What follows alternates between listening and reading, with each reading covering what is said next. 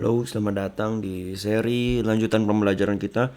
Dan topik pembelajaran kita pada hari ini adalah God's Strange Act. Tindakan Tuhan yang asing atau yang aneh, yang tidak biasanya. Oke. Pelajaran kita terdapat di dalam cerita Matius pasal 21 ayat 18 dan 20 sampai 20. Di suatu hari, now in the morning as he returned into the city, he hungered. Sekarang ketika di pagi hari, sebagaimana dia kembali dari kota, ia lapar. Jadi Yeshua, dia datang ke dunia ini sebagai manusia. Dan sebagai manusia dia merasakan semua kelemahan-kelemahan manusia, yaitu haus, lapar, ngantuk, lelah. Dan dia lapar.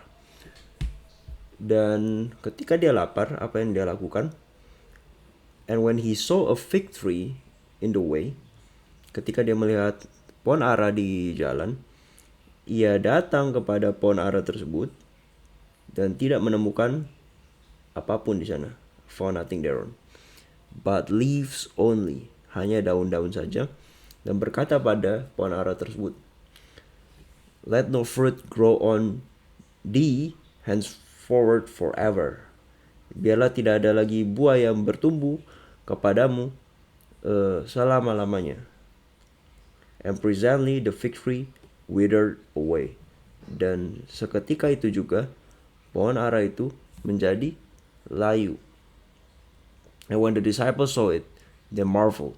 Dan ketika murid-murid itu melihat peristiwa tersebut, mereka terkejut, terheran-heran dengan berkata, how soon is the fig tree withered away?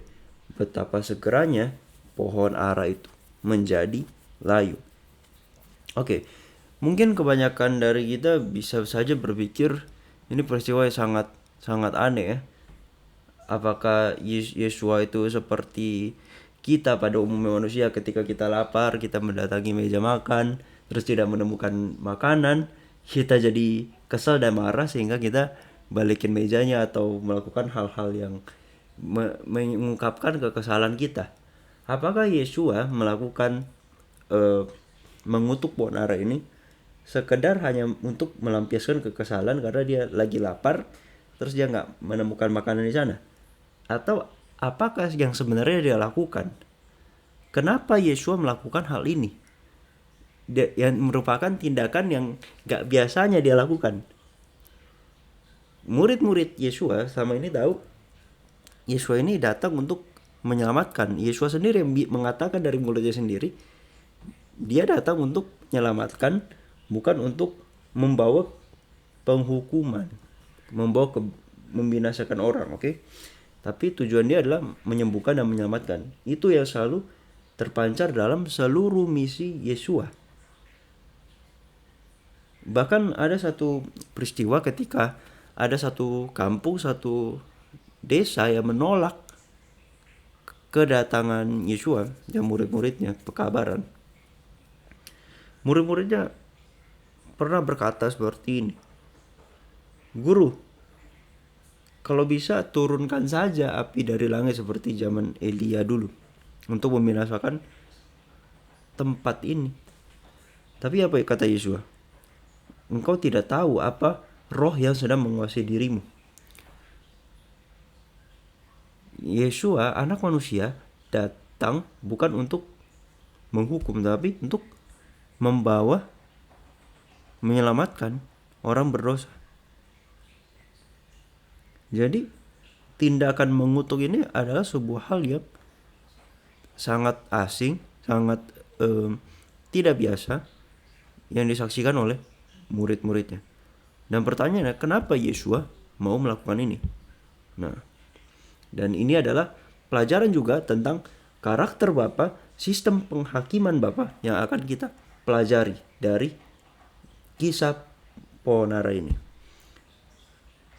Oke. Dan ini adalah buah ara ya. Kenapa layu? Alkitab adalah sebuah sistem kebenaran di mana ketika kita mencari suatu jawaban, Alkitab itu sendiri akan menjawab di tempat yang lain. Oke. Kenapa bisa layu? Di dalam Yeremia 17 ayat 7 dan 8 dikatakan, diberkatilah orang yang bergantung, berharap, percaya kepada Yahova, kepada Tuhan, yang pengharapannya adalah Yahova. Karena ia akan seperti pohon yang ditanamkan di tepi aliran air, yang menyebarkan akar-akarnya ke sungai. Menarik sekali ya. Yang tidak akan melihat ketika panas itu datang, tetapi daunnya akan selalu hijau dan tidak akan pernah kekeringan, dan tidak akan pernah berhenti menghasilkan buah. Yeremia 17 ayat 7 dan 8 mengatakan, orang yang memiliki iman kepada Yahova, kepada Tuhan yang benar, ya, LORD huruf besar, capitalized di King James Version, itu adalah kata Ibrania berasal dari kata Yahova, Yod Hei Vav He, 4 huruf tersebut ya, 4 huruf Ibrani tersebut, yang merupakan simbol dari Tuhan yang benar, Tuhan yang self-existent, yang tidak bergantung, yang dia selalu ada. Oke. Dan orang yang bergantung pada Yahova, satu-satunya Tuhan yang benar, itu diibaratkan seperti pohon yang ditanamkan di tepi aliran air. Kenapa pohon tersebut bisa berbuah dan tidak layu? Karena ada air. Menarik sekali. Kenapa pohon ara tersebut tidak berbuah? Sesuai dengan firman Tuhan, karena tidak ada air. Secara literal ya. Secara spiritual, karena ini tadi, tidak ada trust in Yahova, tidak ada iman kepada Yahova. Itu yang tidak membuat pohon tersebut berbuah atau kita berbuah. Oke. Lalu ayat yang identik yaitu Mazmur 1 ayat 1 sampai 3.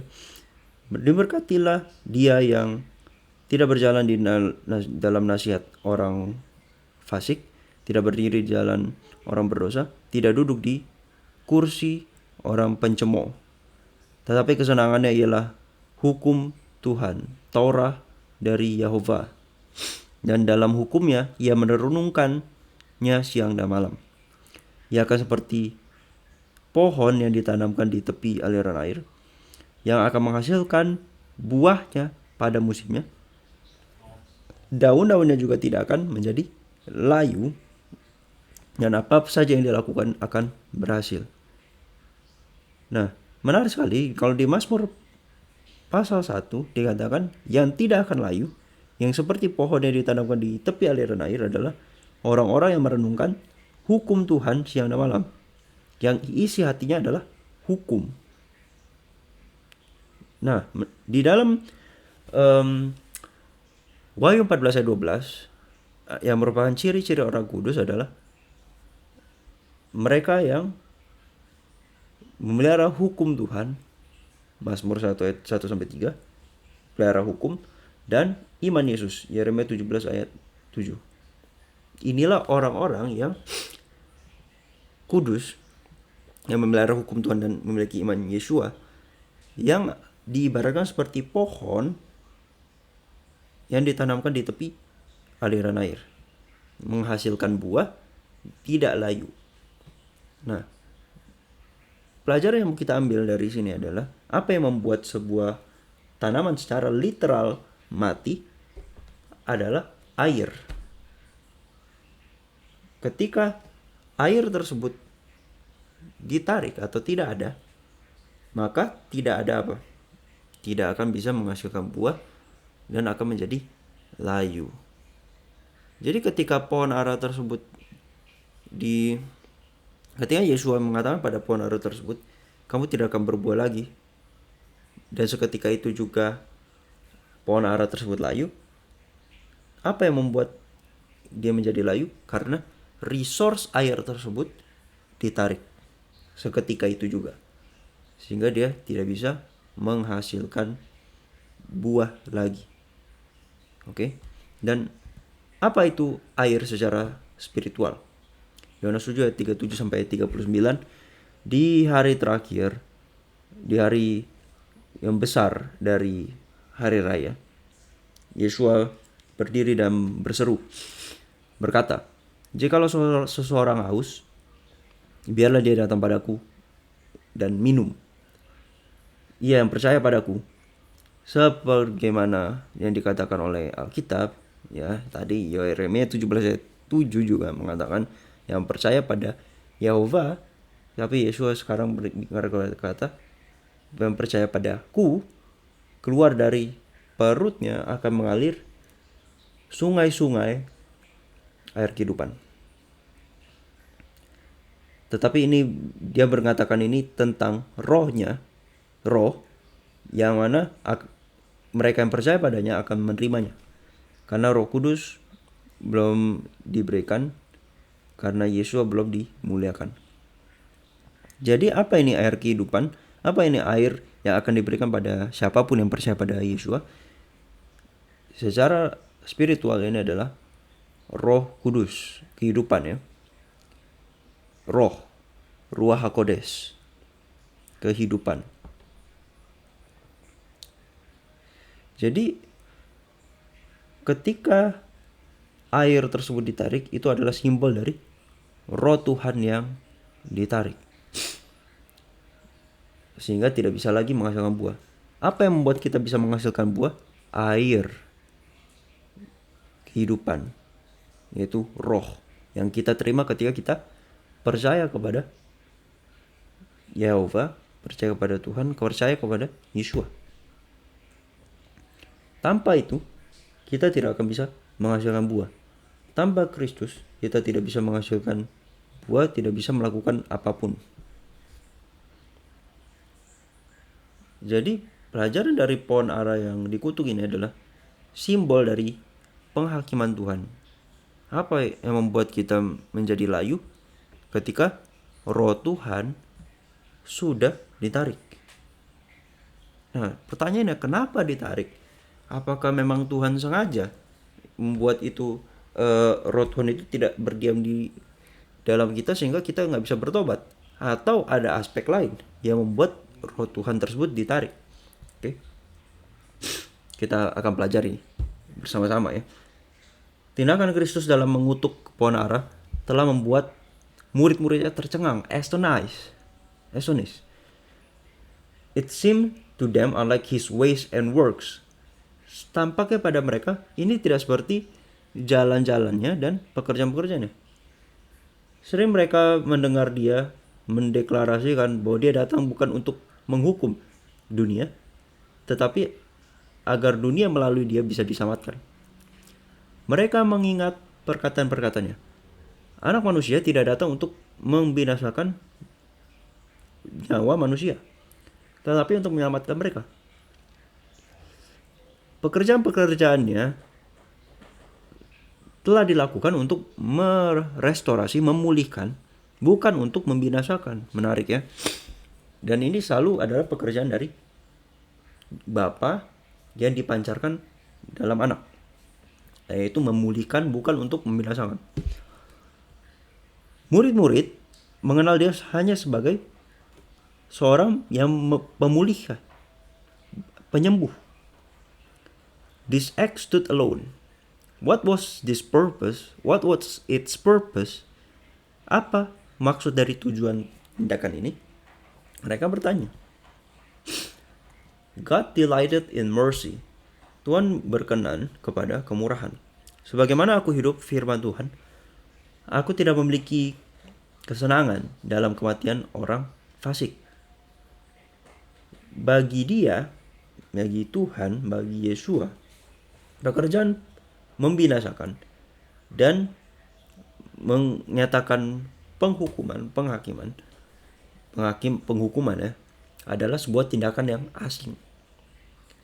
tetapi adalah di dalam kemurahan dan kasih dia mengangkat tirai ini ke masa depan dan mengungkapkan kepada manusia apa hasil dari efek pekerjaan-pekerjaan dosa itu. Nah, jadi tindakan Kristus dalam mengutuk pohon ara ini adalah di dalam mercy and love. Dia mau ungkapkan kepada manusia, bukan hanya kepada orang yang hidup di era tersebut saja, akan efek dosa, tetapi kepada semua manusia di segala zaman ya. Apa hasil dari kita memilih hidup dalam dosa?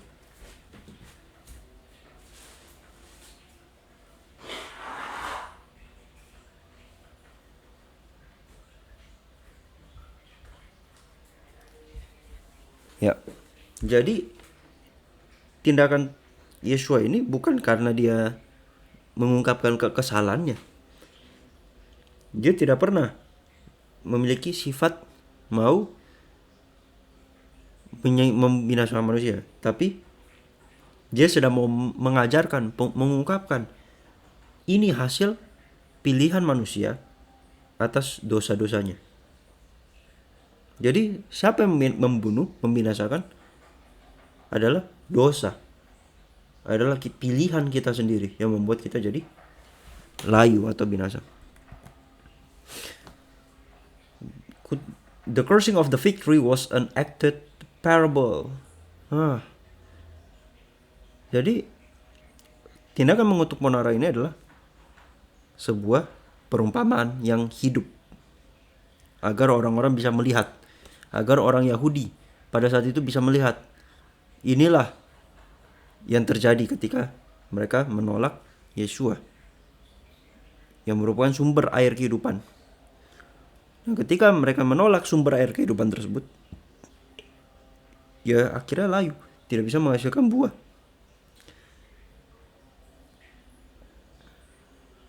Nah, kita lanjut lagi. Orang Yahudi berdiri sebagai bangsa yang berbeda di antara bangsa-bangsa lain, mengaku memiliki kesetiaan kepada Tuhan. Mereka telah secara spesial dikasih oleh Tuhan, favored by Him, and they claim to righteousness above every other people. Mereka mengklaim bahwa mereka lebih benar daripada bangsa-bangsa lain. Daun ya, ini daun-daun pohon ara itu daun pengakuan. Ya mana daun itu menutupi kondisinya yang tidak ada buah dari tampak kejauhan ya. Jadi dari tampak kejauhan mereka seperti benar, lebat daunnya. Tetapi ketika di zoom, ketika dilihat secara detail ternyata tidak ada buah. Inilah daun-daun pengakuan kita. Kita mengaku kita masih adalah umat Tuhan. Kita mengaku kita orang baik, orang benar, yang suka melakukan pekerjaan-pekerjaan kerohanian. Tetapi ternyata kita tidak ada buah. But they were corrupted by the love of the world and the greed of gain. Cinta dunia dan cinta akan keserakahan. They boasted of their knowledge. Mereka menjadi sombong akan pengetahuan mereka, dan mereka menjadi ignorant akan persyaratan hukum-hukum Tuhan, dan mereka penuh dengan kemunafikan. Dan ini yang terjadi di orang Yahudi juga bisa terjadi dalam diri kita. Bayangkan orang Yahudi yang merupakan umat pilihan Tuhan di masa lampau, yang mana dipercayakan terang besar. Mereka menolak Mesia mereka sendiri. Bagaimana dengan kita sekarang? Apakah kita sedang hidup di jalan yang sama? Di segala zaman diberikan pada manusia di their day of light and privilege. Kita semua dikasih hari-hari terang dan sebuah privilege, yaitu probationary time, yang mana kita bisa rekonsiliasi kepada Tuhan, didamaikan dengan Tuhan. Tetapi ada limit dari kasih karunia ini. Kemurahan dapat dimohonkan sama bertahun-tahun dan bisa saja terus ditolak, direndahkan. Tetapi akan datang waktunya di mana mercy akan membuat permohonan terakhirnya. Kemurahan itu ada permohonan terakhirnya. Kenapa? Bukan karena Tuhan tidak mau, tetapi karena ini hati kita menjadi sudah begitu keras sehingga tidak bisa lagi untuk merespon roh Tuhan. Maka panggilan yang manis yang berusaha untuk memenangkan kita, memenangkan orang berdosa, tidak ada lagi. Dan amaran, peringatan itu sudah berhenti. Kenapa amaran dan peringatan itu berhenti? Karena manusia yang mau diamarkan sudah tidak mau. Karena kita menolak terus-menerus sehingga hati kita menjadi keras, sehingga tidak lagi merespon roh Tuhan. Jadi apa yang membuat layu? Karena kita menolak mendengarkan suara Tuhan, sehingga roh itu kita usir dan kita suruh roh itu pergi. Sehingga kita tidak dikuasai lagi oleh Roh Kudus. Jadi siapa yang membuat kita layu? Itu adalah kita sendiri. Dan ini adalah pelajaran tentang penghakiman Tuhan. Apa yang membuat kita binasa? Bukan Tuhan yang membinasakan kita, tapi pilihan-pilihan hidup kita yang membuat kita jadi binasa. Dan Tuhan menghargai setiap pilihan-pilihan hidup kita. Walaupun Tuhan sangat sedih. Saya tawarkan kamu kepada sebuah kehidupan, tetapi kamu tidak mau dikasih kehidupan. Kenapa? Karena dosa itu jauh lebih menarik di mata manusia tersebut. Then they had come to Jerusalem. Yeshua wept in anguish over the doomed city. Yeshua bahkan menangis. Ini karakter dari Yeshua. Yeshua menangis melihat Yerusalem yang seharusnya menjadi terang, tetapi menolak dia. But he could not deliver her. Bahkan Yeshua tidak bisa menyelamatkan dia, menyelamatkan Yerusalem, karena mereka sendiri menolak akan Yeshua. He had exhausted every resource. Dia sudah mengeluarkan seluruh resource. Nah, ini menarik sekali ya. Tuhan ini mengeluarkan semua resource untuk menyelamatkan Yerusalem dan juga menyelamatkan kita semua. Dia keluarkan semua resource, semua cara dia lakukan supaya kita bisa selamat. Tapi apa respon dari orang-orang Yahudi masa lampau dan mungkin kebanyakan manusia zaman sekarang? In rejecting the warnings of God's Spirit, dalam menolak amaran dari Roh Tuhan, Israel telah menolak satu-satunya yang membuat mereka bisa tertolong. Ketika kita menolak sebuah amaran, sebuah panggilan dari Roh Tuhan, maka kita menolak seluruh yang Tuhan bisa berikan pada kita untuk kita selamat. There was no other power by which they could be delivered. Tidak ada kuasa lain yang membuat kita bisa jadi selamat. Di kisah lain ada kisah 10 perawan ya, 10 virgins, 10 anak darah. Di Matius pasal 25 ada yang bijaksana dan bodoh. Apa yang membedakan bijaksana dan bodoh?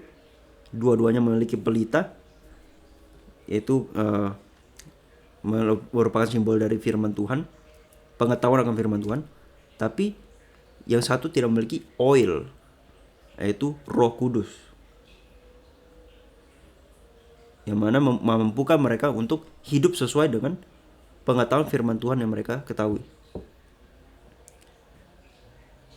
Kenapa mereka tidak memiliki Roh Kudus? Ya karena ini tadi, salah satunya ya, berdasarkan konteks pembelajaran kita saat ini, karena menolak amaran Roh Tuhan. Kita bisa saja mengetahui firman Tuhan seperti orang Yahudi, tapi dalam praktek kehidupan kita ternyata kita menyangkal, kita menolak untuk menurut, menolak untuk dimampukan Tuhan untuk menghidupkan firman Tuhan tersebut. Dan bisa saja kita sudah tahu pelajaran firman Tuhan, tapi kita lebih milih untuk melakukan dosa.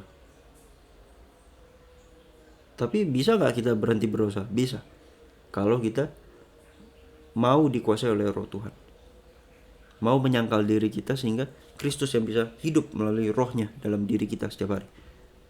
Dan sebagaimana Kristus membenci dosa, ketika dia melalui rohnya tinggal menguasai diri kita, kita sudah memiliki pikiran Kristus, maka kita akan membenci dosa sama seperti Yesua membenci dosa.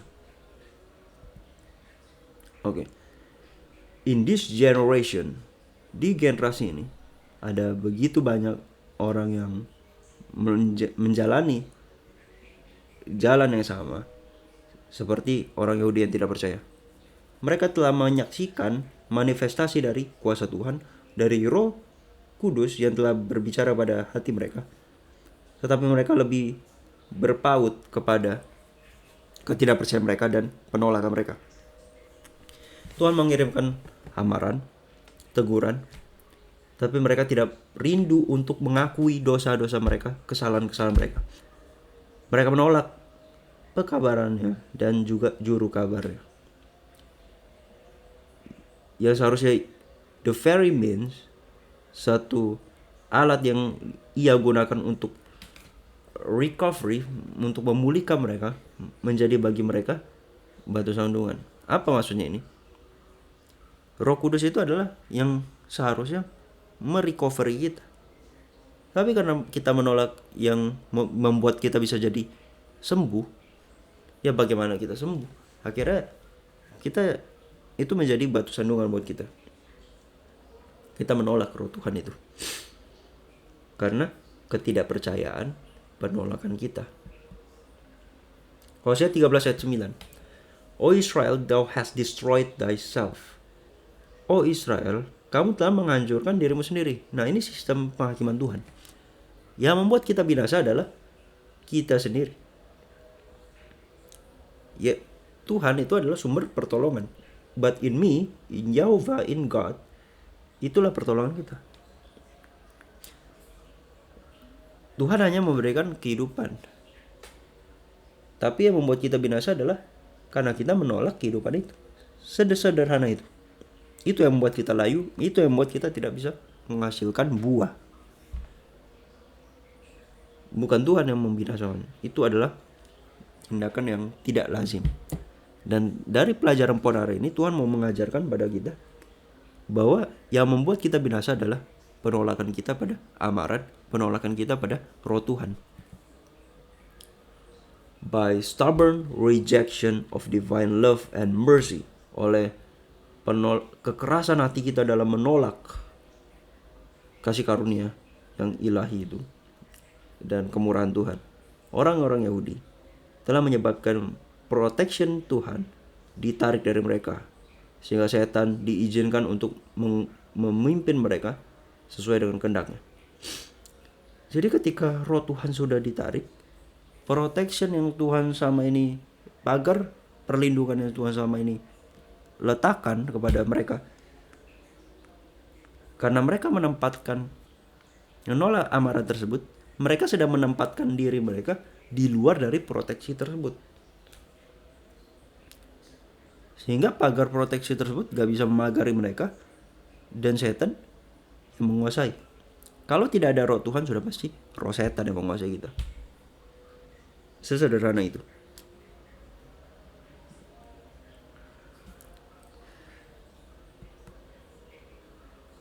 Saya melihat bahwa penghakiman Tuhan tidak akan datang langsung kepada seseorang, kepada mereka.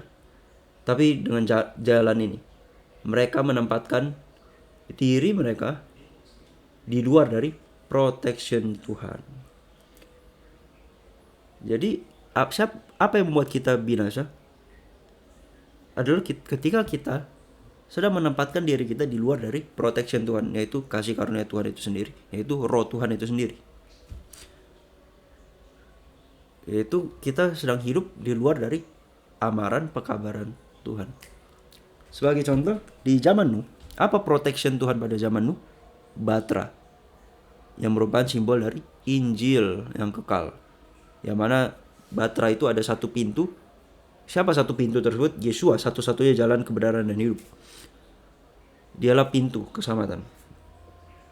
Yang mana di dalam Batra itu ada 3 lantai. Dan ada Injil yang kekal di dalam Wahyu pasal 14, yaitu malaikat 1, 2, dan yang ketiga. Di dalam bait suci ada pelataran, ada bilik suci, ada bilik masuci. 3 lokasi. Dan itu adalah simbol Injil yang kekal, simbol dari sanctuary. Apa yang membuat kita bisa selamat? Ketika kita memiliki iman kepada sanctuary. Mulai dari pelataran, bilik suci, sampai menuju ke dalam. Harus sampai menuju ke bilik masuci, di mana imam besar kita sedang memberikan pekerjaan terakhir pada kita. Nah, apa yang membuat kita bisa selamat? Itulah protection kita. Ketika kita mengikut Yesua di dalam sanctuary sampai ke bilik masuci. Dan kita hidup dalam pekabaran 3 malaikat. Itulah amaran terakhir pada manusia. Ia mengamarkan, mengkoreksi, mereprove, dan menunjukkan satu-satunya jalan keselamatan yang aman. Then if those who have been the object of his special care, dan jika mereka yang merupakan objek di Tuhan menunjukkan kepedulian yang spesial, mengikuti jalan mereka sendiri yang independen atau berbeda dari roh Tuhan. Setelah berulang-ulang kali diamarkan, mereka telah memilih jalan mereka sendiri. Maka Tuhan tidak akan memerintahkan malaikatnya untuk menghalangi, mencegah usaha setan untuk menyerang mereka. Jadi ketika kita memilih pilihan-pilihan yang bertentangan dengan panggilan roh Tuhan, kita sedang menempatkan diri kita di luar protectionnya Tuhan. Oke. Ketika Yesua meninggalkan sanctuary, ada sebuah kegelapan yang memenuhi seluruh bumi, penduduk bumi. Apa ini kegelapan macam apa? Karena sudah tidak ada lagi roh Tuhan, maka dunia ini sudah semakin gelap. Manusia sudah dipenuhi dengan kegelapan total. Dan di masa yang sangat mengerikan tersebut, orang-orang benar harus hidup di hadapan Tuhan yang kudus tanpa pengantara.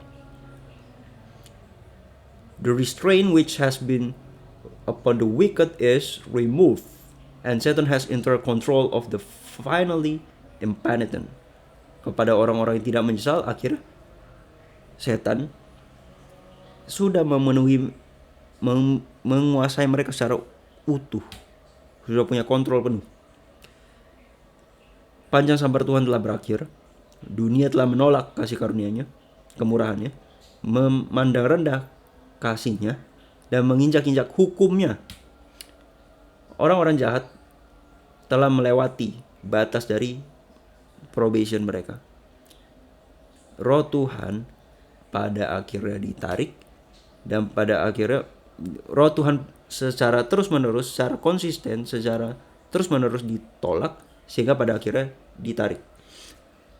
Tidak terproteksi oleh kasih karunia ilahi, mereka tidak memiliki protection dari si jahat. Setan akan menguasai, Satan will then plunge the inhabitants of the earth into one great final trouble. As the angels of God cease to hold in check the fierce winds of human patience, all the elements of strife will be let loose. Sebagaimana malaikat Tuhan berhenti untuk menahan angin itu, jadi di Wahyu pasal 7 ada 4 mata angin yang ditahan oleh malaikat. Apa itu? Itu adalah human patience. Itu elemen of strife akan dilepaskan. Elemen-elemen perselisihan. Itu adalah time of trouble. Apa itu time of trouble? Ketika manusia sudah dikuasai oleh roh setan sepenuhnya, sehingga yang dijalankan oleh manusia adalah agenda-agenda setan. Kebrutalan-kebrutalan yang sama ini masih bisa ditahan karena ada roh Tuhan yang terus-menerus memanggil kita, masih menemplak dosa-dosa kita. Tapi ketika itu sudah tidak ada lagi, kita dikuasai oleh roh setan secara utuh, kegilaan macam apa yang akan terjadi? The whole world, seluruh dunia, akan menghadapi suatu kehancuran yang lebih mengerikan daripada yang terjadi di zaman Yerusalem zaman dahulu. Apa yang terjadi di zaman Yerusalem zaman dulu? Ketika tahun 70, ketika tentara Roma mau menghancurkan Yerusalem, sudah dikepung, mereka tidak ada resource makanan. Apa yang mereka lakukan? Mereka makan anak-anak mereka sendiri. Suatu peristiwa yang mengerikan. Kok bisa orang yang tahu hukum, tapi akhirnya kondisinya jadi seperti itu? Gitu juga nanti nasib seluruh manusia. Kapan kita harus mendengarkan panggilan Tuhan? Sekarang, ketika Tuhan masih memanggil kita. Ketika kita masih melihat amaran dari Tuhan, inilah panggilan buat kita. Sadar akan dosa-dosa kita, akui dosa kita, bertobat. Bangun hubungan dengan Tuhan hari demi hari di masa yang semakin genting ini. Karena yang membuat kita bisa menghasilkan buah adalah ketika kita memiliki hubungan yang intim dengan Yeshua, kita dikuasai oleh roh Tuhan. Dan inilah pelajaran dan doa pengharapan kita ya. Semoga kita bisa masuk ke dalam kerajaan surga bersama-sama. Tuhan memberkati.